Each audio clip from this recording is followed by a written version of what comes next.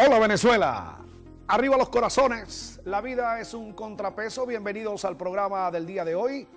Wilmer Rosas a través de Canalí para ti, porque Dios así lo decide, aquí estamos nosotros. Sin Él no hay nada. Gracias por estar con nosotros en la balanza de la opinión pública en Canalí. Bueno, tenemos al cineasta social, cineasta político, pero lo vamos a meter en política hoy, no vaya a creer que vamos a hablar nada más de sus películas. Porque quiero saber si realmente las raíces de Carlos Apuro son revolucionarias o no. Porque hay muchas cosas que están pasando en este país y lo traigo como invitado por pertenecer a la dirección nacional del PPT. Bienvenido, Carlos, ¿cómo estás? Estabas en el sur, yo sé, estabas haciendo cosas por allá, pero yo no voy a hablar de eso todavía, no, Carlito, porque si no es propaganda nada más o promoción. Yo quiero que tú me digas, porque tú fuiste diputado de la causa R en la Cuarta República, ¿cómo es la comparación, el hecho comparativo de lo que sucedió, la violencia que sucedió en el Parlamento, que gracias a Dios en el día de hoy ya se está conversando entre las bancadas, entre las fracciones, etcétera? ¿Y cómo fue tu pasantía por aquel Congreso? Porque aquí hubo sangre, hubo golpes, hubo dimes y diretes. Yo quiero que tú me hagas una reflexión sobre eso. Bienvenido, Carlos. Bueno, gracias. ¿Empezaste a fuego cruzado o a quemarropa? Yo tengo la experiencia y es importante que se sepa, y sobre todo para los jóvenes que no sabían cómo era esa dinámica en esa época. Fuimos tres parlamentarios de la causa R que empezamos a romper lo que fue la Cuarta República, lo que se llamó el mar de brazos alzados, Acción Democrática y COPEI, y la expresión quizás más particularmente manipulada de lo que era el ejercicio de la política entre Acción Democrática y COPEI, dígase el Pacto de Punto Fijo. Me acuerdo que cuando interveníamos en el Congreso Nacional, en aquel mar de brazos alzados, que se repartían las instituciones del país y que fue parte fundamental o elemento fundamental de la crisis política que genera, ¿verdad?, la crisis de la democracia representativa del Pacto de Punto Fijo entre Acción Democrática y COPEI, yo la viví. Yo viví lo que era la supuesta libertad dentro del Parlamento para impulsar ideas y criterios que fuesen reflexivos. Pero compáramelo con lo que pasó ahorita. No te me vayas a quedar nada más en el pasado. Tú sabes lo que pasó ahorita, tú sabes. Es que yo sé lo que pasó ahorita. Entonces dime, compáramelo y hazme una diferenciación allí. Mira, los Robertos en estos días, digamos, por supuesto, sacaron una cantidad de situaciones de otros parlamentos del mundo, pero es que la confrontación, cuando los ánimos están caldeados en el Parlamento, siempre se genera ese tipo de actitud. Yo me acuerdo, y el guión de las pancartas fue nuestro, cuando le pusimos una gran pancarta a Lucinchi que decía la corrupción no prescribe, y eso fue una golpiza que ojalá digamos, los archivos, o se encuentren los archivos, esa situación que fue profundamente violenta. Era violencia como simplemente no había espacio para tener una visión distinta en el Parlamento. ¿Y tú crees que ahora sí lo hay? Venezolano. ¿Tú crees que ahora sí lo hay? Bueno, pero sí lo hay. El problema es que un parlamento que niegue la institucionalidad del país, de alguna manera u otra, generó esta confrontación. Pero ¿por qué tu pancarta sí era buena y la que ellos pusieron en este momento es mala? No, todo es válido. Y lo que no es válido es la violencia.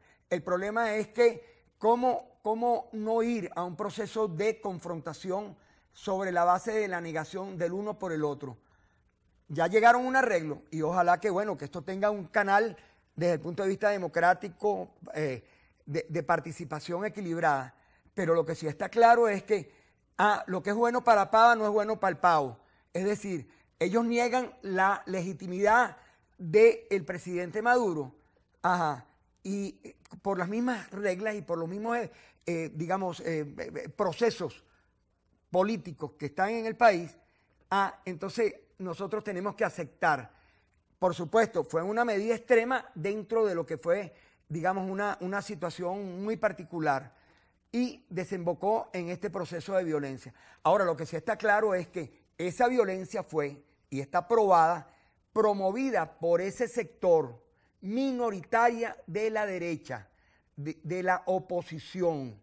Está en la Pero Cámara. ahí no es donde cabe el error y la diatriba y la discusión, Carlos, porque si entonces empezamos a buscar quién originó la violencia, en vez, ¿no crees tú que deberíamos encaminarnos es por el hecho de que parar la violencia, de ya darle un coto a eso, porque eso es bastante complicado, bastante fuerte lo que puede originarse. Gracias a Dios, reitero, estamos conversando ahorita cuando ya las bancadas se pusieron, entre comillas, de acuerdo para regir el debate, el formato, etcétera.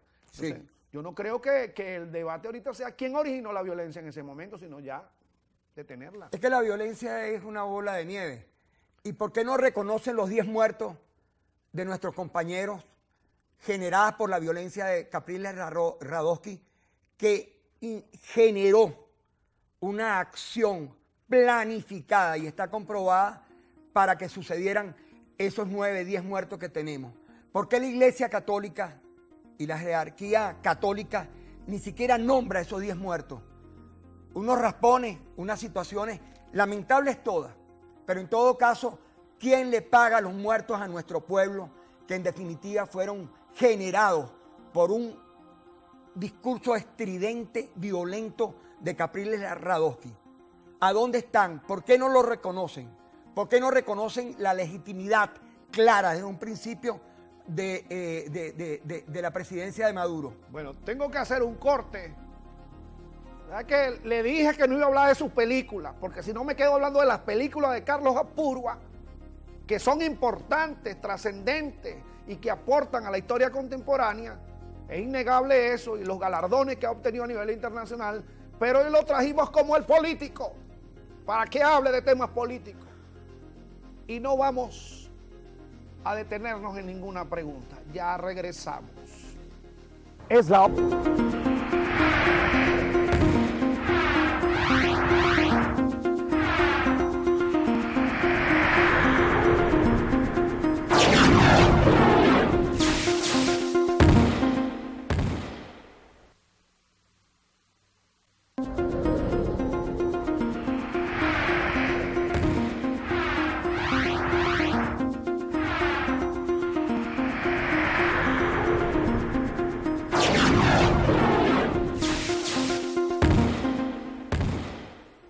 Continuamos en Contrapeso con Carlos Aspurua, que está en el día de hoy con nosotros.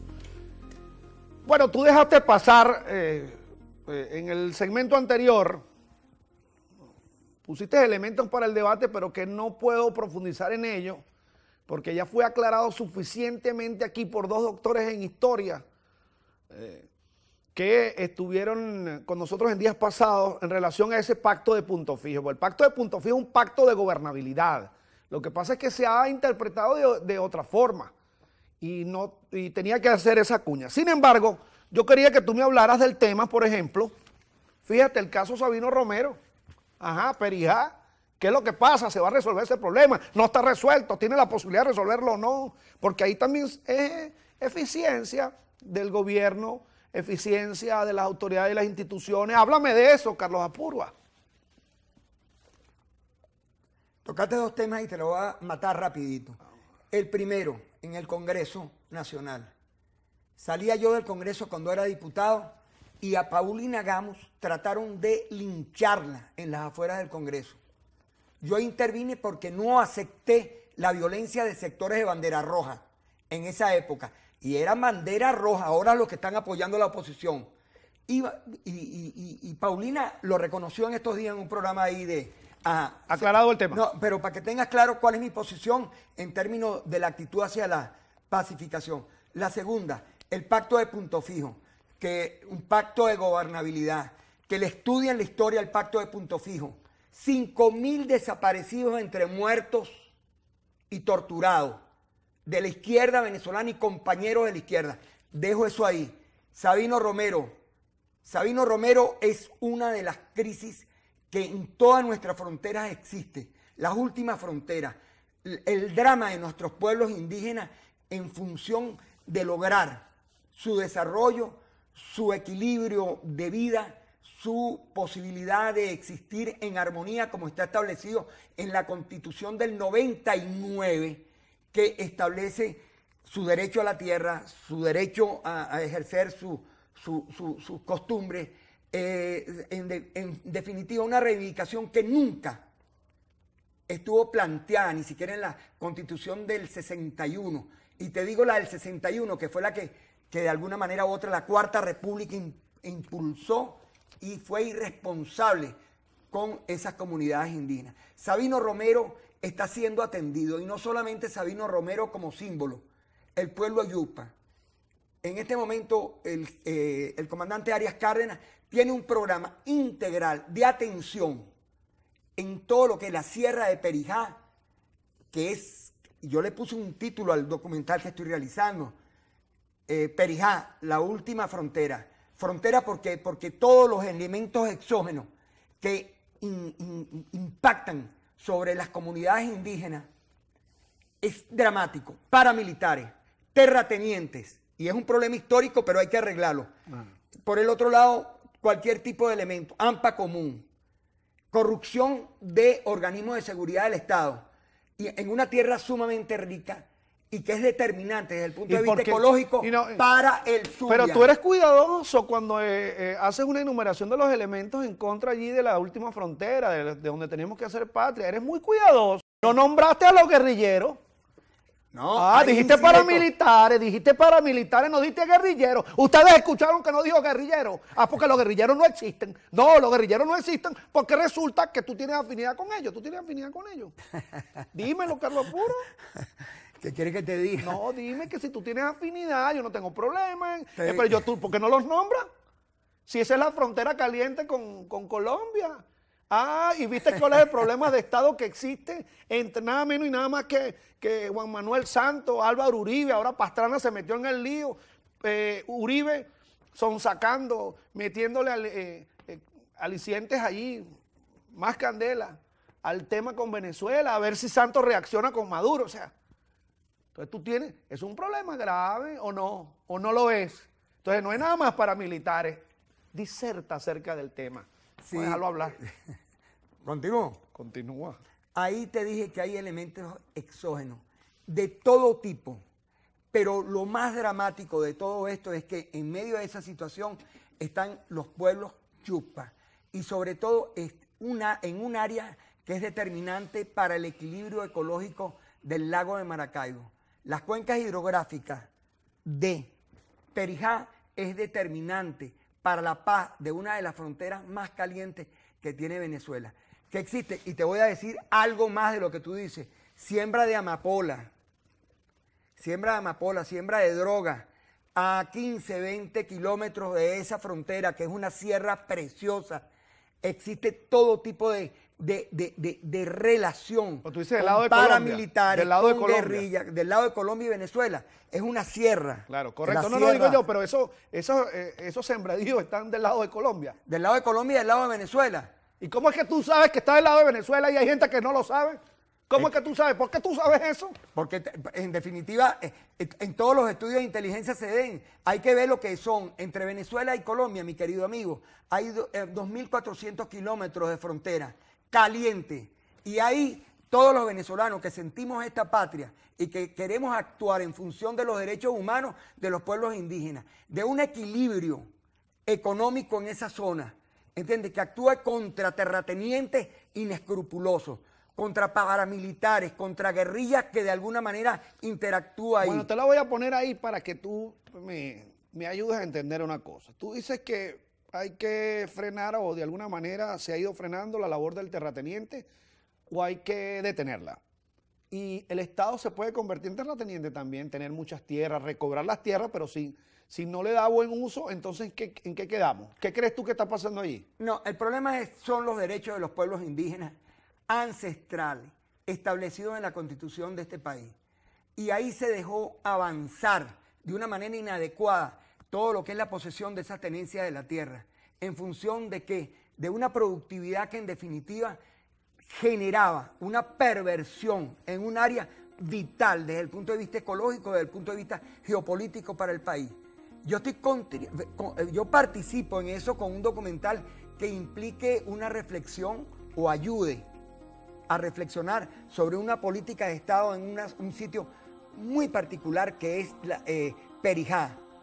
Yo le dije la última frontera, pero hay que ver lo complejo que es todo eso. Pero por encima de todo, tú hablaste de Sabino Romero, un héroe, un indígena que toda su vida luchó, que se hicieron de la vista gorda de él, que en definitiva hay criterios racistas desde todo punto de vista, pero lo que sí estoy claro, que en este momento se está elaborando una política de Estado lo suficientemente equilibrada, respetuosa dentro de los criterios constitucionales para respetar los pueblos yupa en la región de... Tengo que hacer un corte, Carlos Apurua, pero vamos a regresar con mucho más en breve.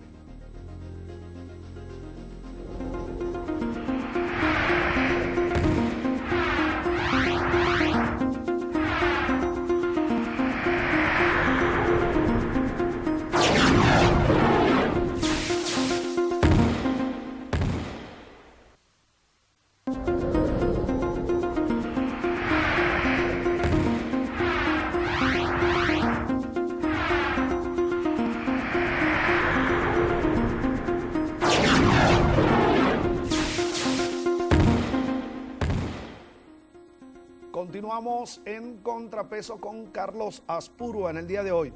Bueno, tú tienes que ser vigilante como revolucionario de izquierda, porque hay que decirlo, revolucionario de izquierda. Hay otros revolucionarios por allí que no necesariamente guardan afinidad con el pensamiento y la ideología de izquierda. Y tú tienes que ser vigilante de la actividad del gobierno, de la eficiencia del gobierno. O se resuelven los problemas, Carlos, o esto es una olla de presión que puede explotar. Por lo cual, ni nosotros queremos que explote, ni tampoco vamos a auspiciar eso. Ni tampoco somos de oposición, para que no nos vengan a decir, mira que tú estás impulsando. No. Lo que quiero es que este país funcione, porque si eso funciona, que hayan más medios de comunicación, que tú puedas seguir realizando tu película, que haya más seguridad. Y yo quiero que tú me hagas un breve análisis del tema de la eficiencia y cómo lo ves. Porque muchos chavistas que han venido para acá dicen, bueno, todavía sigue manteniéndose el Estado burgués, no nos prestan atención, los empleados públicos están quejándose por las contrataciones colectivas, los sindicatos, las universidades. Yo quiero que tú me digas cómo está el tema de la eficiencia y la atención de la exigencia de los revolucionarios en revolución.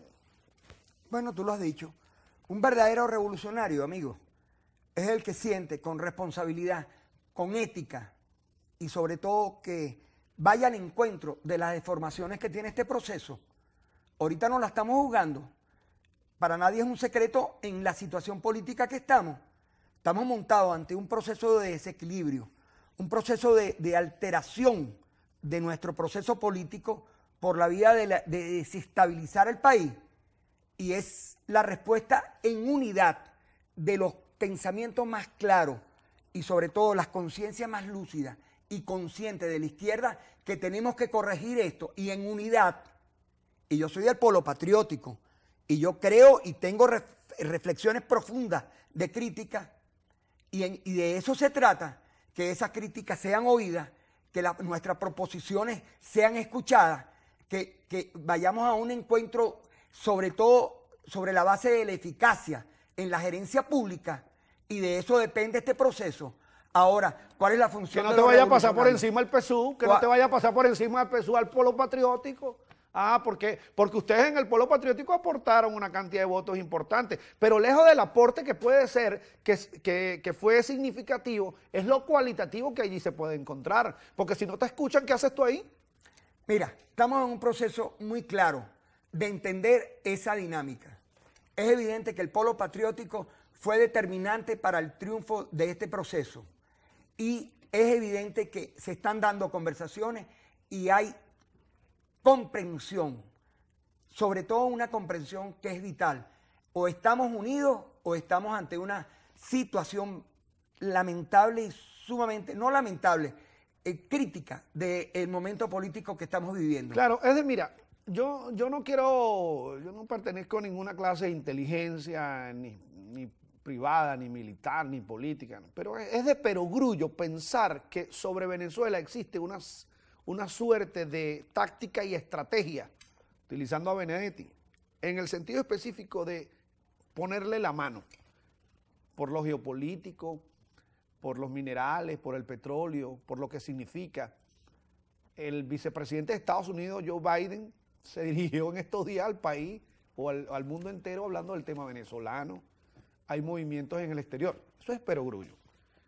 Frente a eso tiene que haber una condición nacionalista mucho más importante que la partidista. Primero la nación, primero la patria, independientemente de nuestras diferencias. Pero tiene que haber eso, el nacionalismo bien entendido. Ahora, ¿por qué te introduzco este elemento? Quiero tu comentario, a lo mejor lo viviste, a lo mejor lo viste.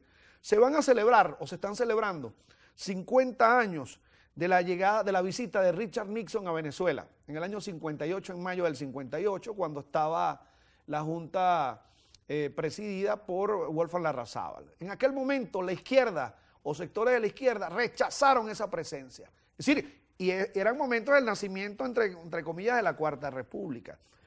Y posteriormente, en el año 61, hubo un encuentro de Betancourt con Kennedy.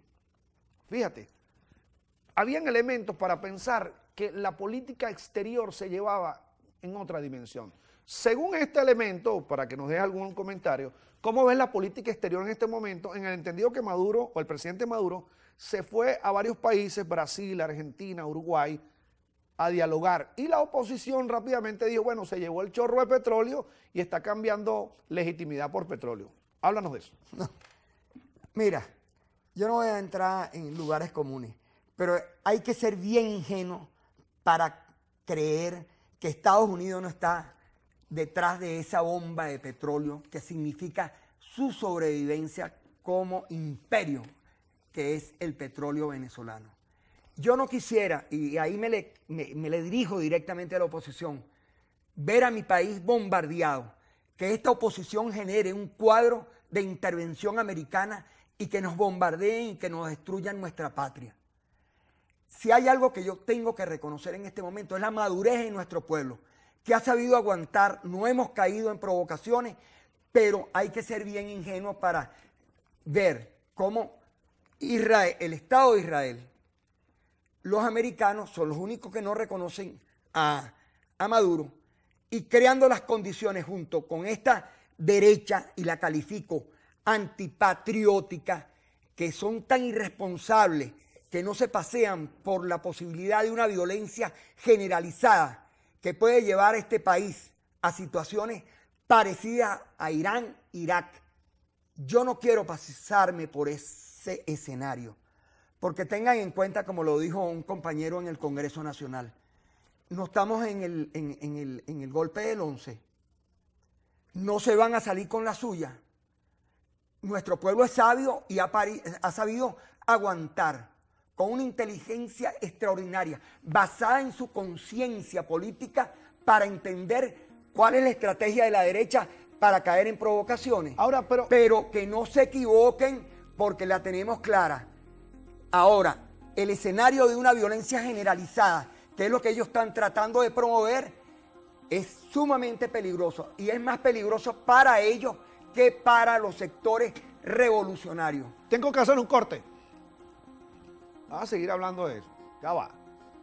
Hay aristas que volviste a tocar, que hay que ponerlos en la balanza y en contrapeso. Pero antes... ¿Esa quién eres tú? ¿Ese eres tú? Quédate tranquilo, Carlos Apuro. Ya venimos. Ya venimos. Eso.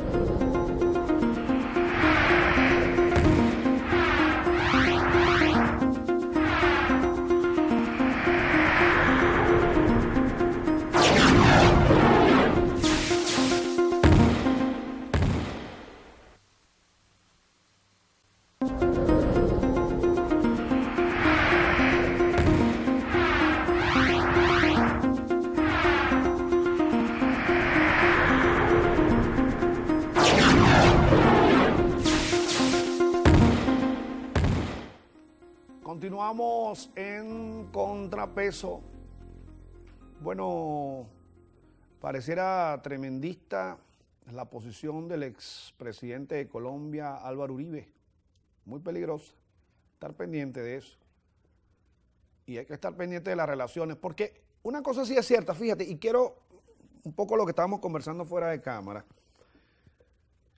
El liderazgo político entiende que la estrechez, la corta distancia de las elecciones, entienden o presuponen un escenario diferente. Fíjate, ahí casi la mitad también diciéndote tienes que rectificar, no estamos de acuerdo con tu propuesta.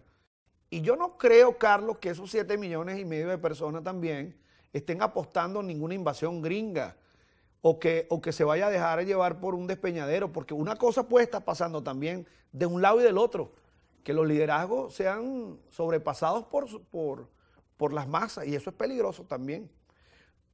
No se le puede decir a 7 millones de personas que están auspiciando una invasión. Yo no creo que eso sea correcto. ¿Qué opinas tú? No, es correcto, pues. Todo el mundo tiene el derecho a pensar de una manera distinta. Y en el marco de lo que se dio toda esta situación desde las elecciones del presidente Chávez, que gana el presidente Chávez, a las elecciones de Maduro, hay múltiples razones que tienen que ser comprendidas y es parte de la reflexión que tiene que hacer, digamos, la fuerza revolucionaria, entendiendo PSV y todos los partidos del pueblo patriótico. Es correcto, pero tú hablabas de Uribe. Uribe es un ser profundamente peligroso. Nosotros hemos cometido errores.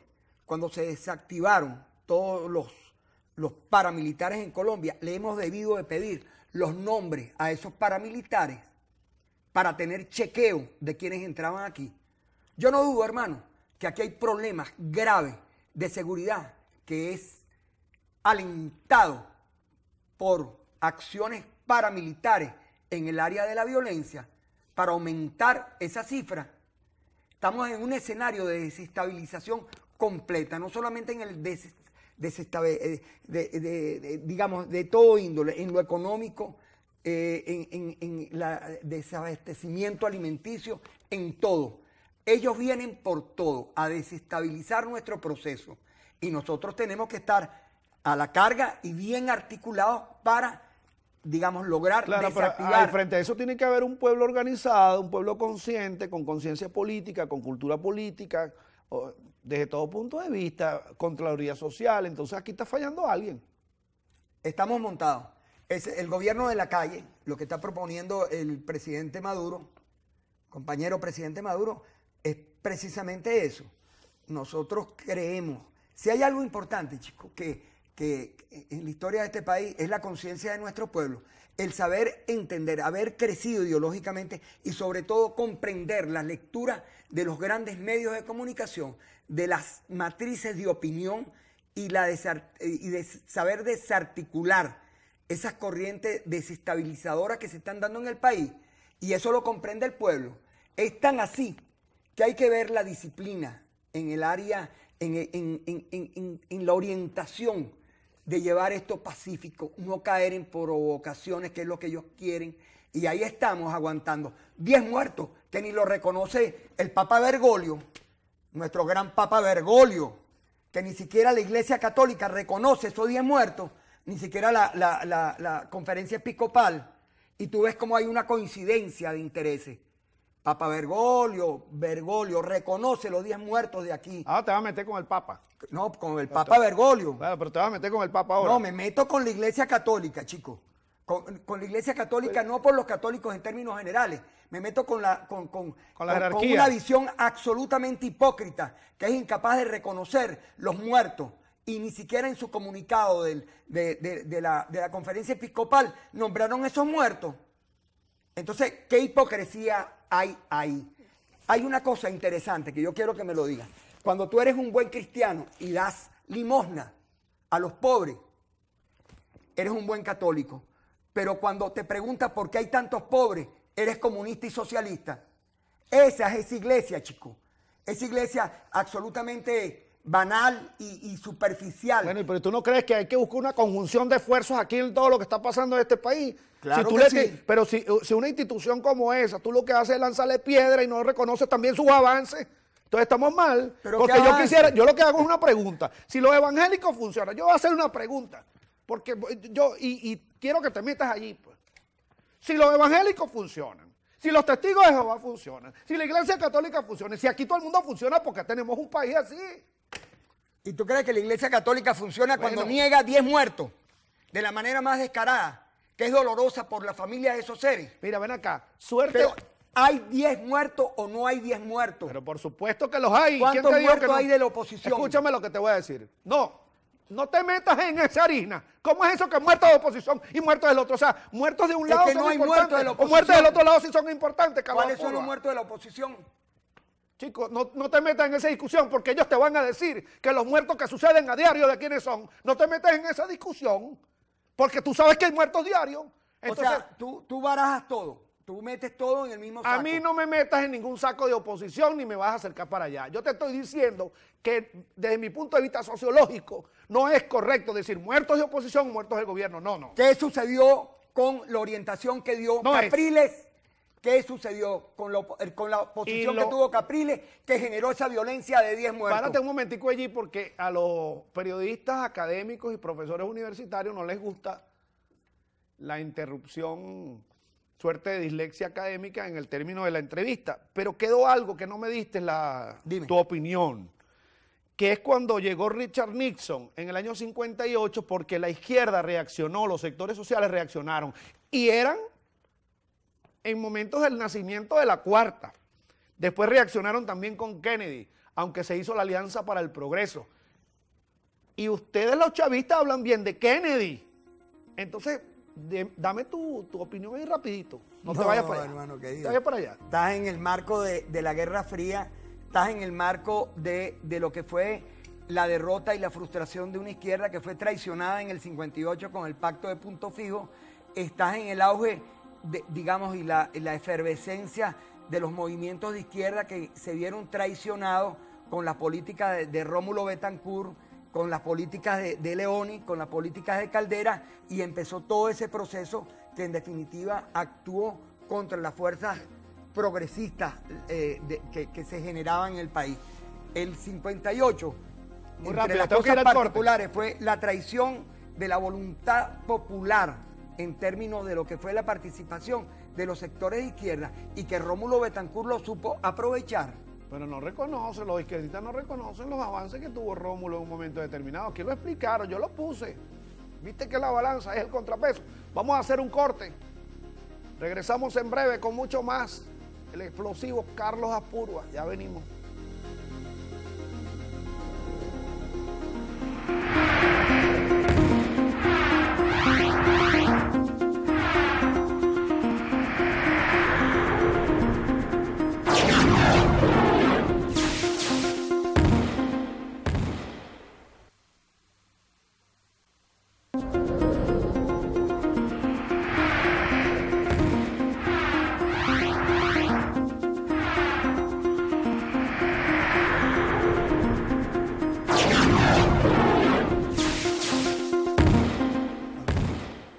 Continuamos en Contrapeso y yo, déjame tomarme mi valeriana.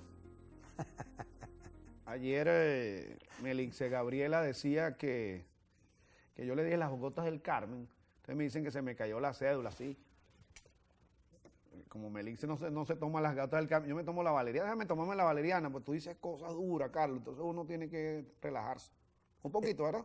Échame una ayudadita con la valeriana. Mira, Carlos, escúchame lo siguiente. Hay elementos desde el punto de vista transversales que tienen que ser atendidos en este momento por el gobierno. Ahora, dentro de lo que significa la crítica revolucionaria o el revolucionario como eres, vamos a tratar de precisarlos. No con el objeto de que este programa se convierta en contralor social del gobierno, pero todo el mundo tiene que ayudar a un momento determinado. Así que ayúdame a determinarlos, a las precisiones de rigor. Creo que hiciste una entre línea con respecto al tema de la asamblea, de bajar los índices de violencia, que eso ya es importante. Ahora, pero ¿qué otros aspectos tienes que pudiera señalar allí? Allí, en la asamblea. en el país, en el tema de sugerirle al gobierno. No te me escape, Carlos. Yo te estoy preguntando que qué sugerencias les tienes al gobierno para que sea mejor. Eso fue lo que yo te pregunté. Tú de ingenuo no tienes nada, así que dime, contéstame. A ver, tengo sugerencias extraordinarias. Lo que se está haciendo con el gobierno en esta área de la paz y la vida en los barrios caraqueños es extraordinario. Te voy a decir cosas... No vendas al gobierno, Pero es que no te entiendo tu pregunta. Ah, pero eso, ok, no me entiende la pregunta, yo se la vuelvo a reformular. Es que la gente sabe lo que yo le estoy preguntando a él. Yo te estoy diciendo que critiques al gobierno de manera positiva, proactiva, y señalar los aspectos que tú crees que están débiles, que son debilidades del gobierno. Eso es lo que yo te estoy preguntando, Carlos. Correcto, voy. Ya te entendí. Es que eres difícil de vez en cuando. Y después de la valeriana se cuesta un poco más. Pero te voy a decir una cosa. Primero, la eficacia gerencial y sobre todo atacar la burocracia, el sectarismo del Estado, y que eso es una consideración que es importante, porque no puede ser que se haya enquistado cantidad de individuos que se dicen ser revolucionarios y cuando tú revisas su funcionamiento en términos efectivos, éticos inclusive, dentro de la función de gobierno, aquello deja muchísimo que desear. Y esos son aspectos que lo están señalando en asambleas abiertas con lo que está planteando el presidente Maduro en todas las áreas. Nosotros tenemos que reestructurar, ir al encuentro de esa ética, de esas propuestas, digamos, de funcionamiento gerencial de parte del gobierno, de los funcionarios públicos, de una manera distinta. El problema de la corrupción, el desvío de recursos, ¿entiendes? Las quintas columnas que tenemos dentro del proceso. ¿Y qué planteo? Que es la Contraloría Social, es nuestro pueblo organizado el que le está dando respuesta a todas esas situaciones. Y que tenemos muy claro en estos 6 años que nos queda, porque no tengo duda. ¿Te quedan 6 nada más? Sí, bueno, todo este proceso, estos 6 años que quedan de gobierno de Maduro, no te me venga por la tangente, para consolidar una expresión efectiva del ejercicio del gobierno, del ejercicio de ejercer la voluntad popular, de bajarle el poder al pueblo y que ese pueblo, que es una potencia, que tenemos que saber entenderla como un actor político que cada vez tiene más fuerza, que se active. Pero bajarle el poder al pueblo significa reconocer los consejos comunales que no son afectos también al PSUV o al polo patriótico. Eso es cierto, ¿verdad? Sí, pero está en una dinámica colectiva de discusión y reflexión. Y todo lo que sea reflexión, comunicación, debate. Yo creo en eso. Yo vengo de una escuela política que es la discusión, el debate y ir al encuentro de las soluciones sobre la base de esa dinámica profunda que implica la discusión, la reflexión, el debate y la confrontación popular, abierta, y no en conciliábulos. Qué interesante lo que a ustedes les pasó a la causa R. Bueno, Aristóbulo y tú siguen en una misma línea, pero Pablo Medina está por otra. La gente, José Albornoz está por otra. O sea, ustedes eran los mismos, pero ahora que él es más izquierda o menos izquierda que tú. Algo así, ¿no? Lo que le pasó a ustedes. Bueno, eso se lo preguntas a ellos. A Pablo, bueno, que a lo mejor él quiso ser el Chávez, pero en definitiva no tenía la estatura de Chávez, o no sé lo que le pasó a Pablo. Para mí Pablo es un drama histórico. Albornoz,